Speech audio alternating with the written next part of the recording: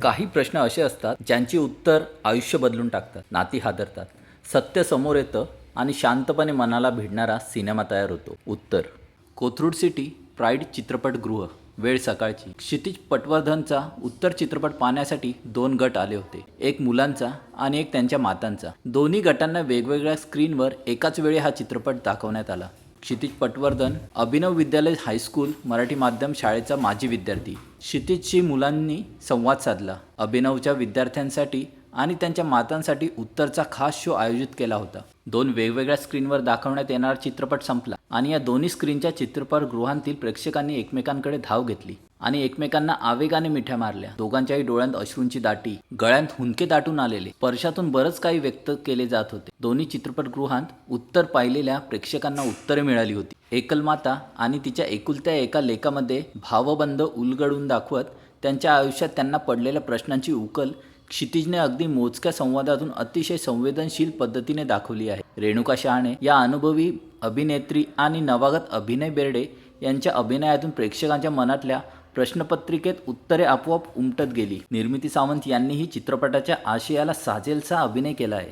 उत्तर या चित्रपटाची कथा थोडक्यात जाणून घेऊ. आई म्हणजे मायेचा सागर, आई म्हणजे ममता, आई म्हणजे आपल्या मुलांची काळजी घेणारी आणि त्यांना प्रेमाने वाढवणारी व्यक्ती.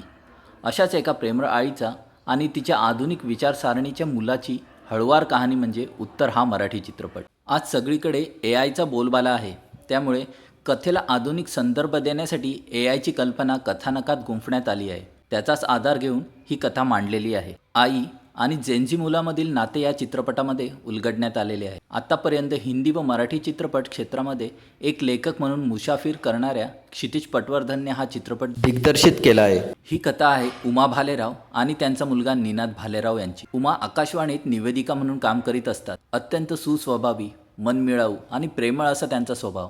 त्यांचा मुलगा निनाद उर्फ नन्या इंजिनिअरिंग शिकत असलेला आणि आधुनिक जेनझी काळातला. त्याची आईबरोबर सतत कुरबुर सुरू असते. मात्र त्याची आई त्याच्यावर खूप प्रेम करीत असते. ती सतत त्याच्याशी बोलत राहते आणि त्याला छोट्या छोट्या गोष्टीतील जबाबदारीची जाणीव करून देत असते. नन्याच्या वडिलांचे नन्या लहान असतानाच निधन झालेले, त्यामुळे नन्याला केवळ आपल्या आईचाच आधार असतो. अशातच एके दिवशी त्याला त्याच्या कॉलेजमध्ये एक प्रोजेक्ट सादर करायचा असतो. त्यासाठी त्याला त्याच्या आईची मदत घ्यावी लागते आणि आई देखील त्याला मदत करण्यास तयार होते. त्यानंतर कशा आणि कोणत्या घडामोडी घडतात हे चित्रपटामध्येच पाहिलेले बरे. चित्रपटाची कथा सरळ व साधी आहे आणि दिग्दर्शकाने ती कुठेही ओव्हरड्रामा न करता व्यवस्थित गुंफलेली आहे. अभिनेत्री रेणुका शहाणे यांनी दिलखुलास, प्रेमळ आणि सतत हसमुख असलेल्या आईची भूमिका उत्तम प्रकारे निभावली आहे. अभिनय बेर्डेने निनाद भालेरावची भूमिका समरसून साकारली आहे. या भूमिकेत काहीसा चिडचिडेपणा, कुरबूर, तसेच स्वतःचं करिअर आणि आईबद्दलची असलेली प्रेमभावना वगैरे बाबी त्याने पडद्यावर उत्तम रेखाटल्या आहेत. काहीशी नटखट,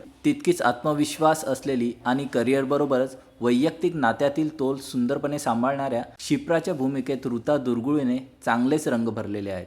एकूणच सांगायचे तर ही कथा आजच्या काळाशी सुसंगत अशीच आहे. आई आणि मुलाच्या लढीवाळ नात्याची उत्तम गुंफण यामध्ये करण्यात आली आहे. तरल आणि हळुवार नात्याची ही कथा. हा सिनेमा सांगतो की प्रत्येक कुटुंबात प्रश्न असतात, पण त्यांना सामोरं जाण्याचं धैर्य हवं. उत्तर कधी कधी दुखावणारं असतं, पण ते मुक्त करतं.